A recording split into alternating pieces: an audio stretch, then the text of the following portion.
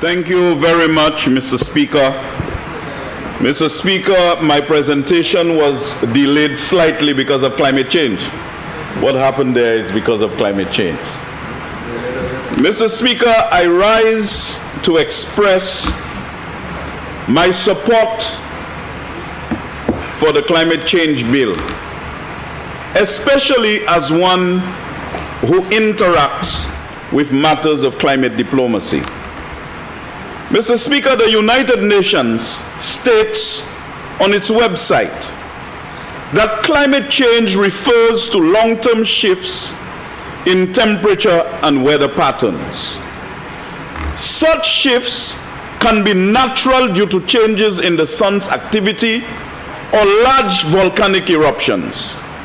We, however, know, Mr. Speaker, despite the naysayers and the climate deniers, that since the 1800s, human activities have been the main driver of climate change, primarily due to the burning of fossil fuels like coal, oil, and gas. In fact, Mr. Speaker, the period 2011 to 2020 was the warmest on record, and each of the last 4 decades have been warmer than any previous period since 1850. Mr. Speaker, the average temperature of the Earth's surface is about 1.1 degree hotter than in the last 1800s, in the late 1800s, the period preceding the Industrial Revolution. In fact, based on data up to October last year, it is estimated to be the hottest on record and is currently 1.43 degrees hotter than the pre-industrial period, according to Samantha Burgess, Deputy Director of CCCS. Mr. Speaker, on the face of it, these increases in temperature may not sound significant, but Mr. Speaker, the effects of these increases in temperature include intense droughts, water scarcity, severe fires, and of course, catastrophic rising sea levels, melting polar ice, and declining biodiversity. Mr. Speaker, so serious is climate change that it has been called an existential threat, as it represents a threat to many species and to human society as we know it. According to Kiran Setia, professor at MIT, if humans do nothing to slow climate change, global temperatures may increase by 4.5 degrees by the year 2100. This would indeed be a disaster, Mr. Speaker.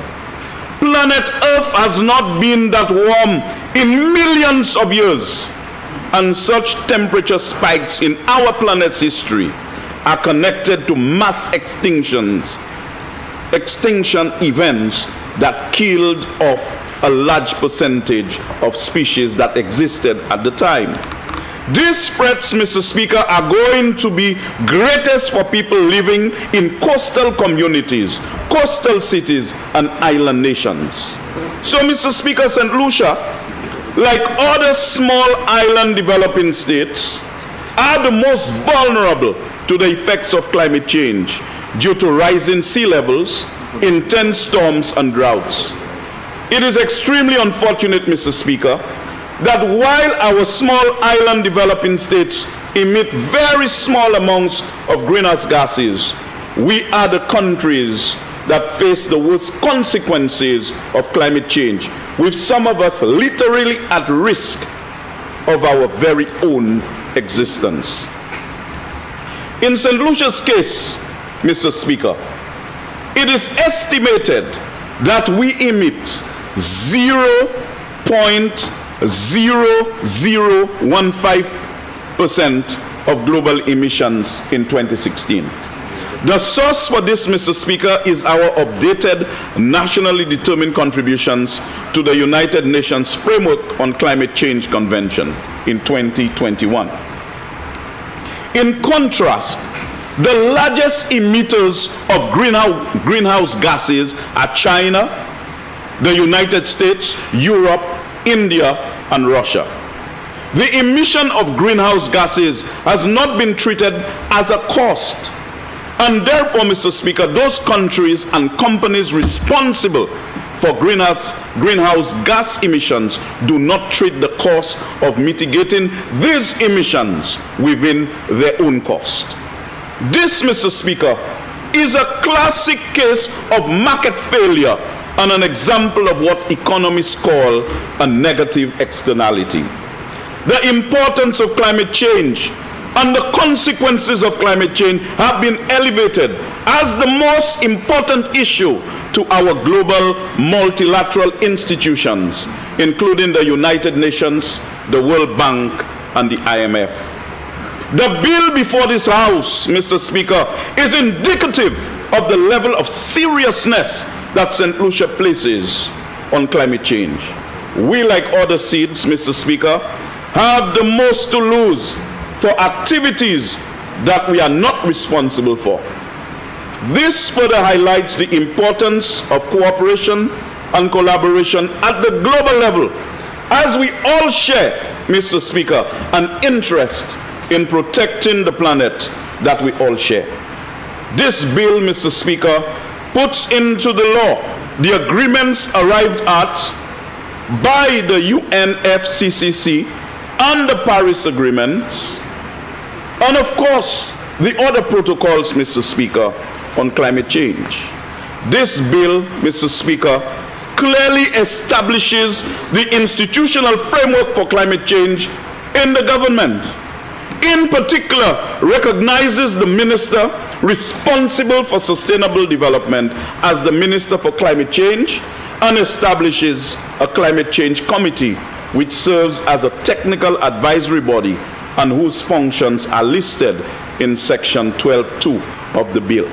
The passage of the bill, Mr. Speaker, is indeed coming at a critical time, coming on the heels of the 28th Conference of Parties, or COP28. It is clear, Mr. Speaker, the developing countries must collectively advocate for compensation from the effects of climate change, as we are incurring huge costs in dealing with climate change, which is likely to exacerbate in the future. It is also important, Mr. Speaker, that our countries continue to advocate that our temperature does not rise above 1.5 degrees Celsius as enshrined in Article 4 of the Paris Agreement. This requires, Mr. Speaker, for all countries to reduce the consumption of fossil fuels and to move towards renewable energy sources. Notwithstanding the foregoing, Mr. Speaker, it is now an open secret in climate circles that achieving 1.5 degrees Celsius is no longer achievable. While this target remains the official target set in 2015 by the Paris Agreement, the major emitters have not exhibited the political will to undertake the necessary reforms to achieve this target. Global coal consumption climbed to an all-height in 2022, and Chevron and ExxonMobil have invested a combined amount of 113 billion US dollars in securing additional oil and gas reserves, in effect anticipating that demand for fossil fuel will remain buoyant. It has become evident that we are heading towards global temperatures of at least 2 degrees Celsius above pre-industrial levels. In fact, the International Energy Agency estimates that based on current policies, global temperatures will rise by at least 2.4 degrees Celsius by the end of the century. This, Mr. Speaker, is stark and gloomy news for countries like St. Lucia. In fact, Mr. Speaker, it is estimated that a future beyond 1.5 degrees Celsius above pre-industrial levels will look very different from our own current situation. At 2 degrees Celsius above pre-industrial levels, it is estimated that around 40% of the world's population will be exposed to severe heat waves, while 1/3 will experience chronic water scarcity. The human cost, Mr. Speaker, in terms of displacement, lost livelihoods, and early deaths will be unprecedented, with vulnerable communities, largely in poorer countries, bearing the heaviest burden. Mr. Speaker, we are one of those countries. It is therefore important that we develop the proper institutional structure to ensure that we can measure these impacts and to make vociferous representation at the global multilateral theaters to advocate for our own very survival by way of receiving adequate compensation through loss and damage and for climate adaptation. Mr. Speaker, this legislation provides the platform for ensuring that we develop the institutional capacity for putting in place the necessary mechanisms to advocate for climate justice, develop and implement projects to ensure that we can protect our people and the necessary resources vital to our survival. This is indeed a very serious matter, Mr. Speaker, and it represents an existential crisis to St. Lucia and its people. Mr. Speaker, I am aware that St. Lucia has prepared a 10-year national adaptation plan for the period and sectoral adaptation strategies and action plans, as well as national adaptation policies. These plans and policies will be given greater importance as they will be recognized in law, Mr. Speaker. So whilst I paint that picture, a very serious one indeed, Mr. Speaker, this government is responding by putting the necessary legislation in place to respond to this global threat. Mr. Speaker, this issue of climate finance is particularly important for St. Lucia. And while the minister and his team will be advocating for more finance for mitigation and adaptation activities, it is important that we have the institutional framework to ensure that we can effectively engage in dialogue with the multilateral agencies, including the Green Climate Fund, the Adaptation Fund, and now the Loss and Damage Fund, which was approved at COP27, and seen as a major breakthrough for developing countries as it provides for loss and damage funding for vulnerable countries hit hard by climate disasters. This act, Mr. Speaker, provides for putting in mechanisms for loss and damage. I must say at this point, Mr. Speaker, that implementation and the absence of capacity has been an area that we need to improve upon, and it is an area that we need to consider in the implementation of this bill. It is expected, Mr. Speaker, that developed countries will stop hesitating on the promise to provide $100 billion annually for climate change to developing countries, and hopefully will fulfill that promise. Maybe COP29 will be the breakthrough moment. I think COP29 will be taking place in Azerbaijan from November 11 to 24, 2024. I'm hoping that they are going to be a serious breakthrough for that. Equally important, Mr. Speaker, is that we stand prepared to ensure that we can maximize the utilization of potential funds for climate change.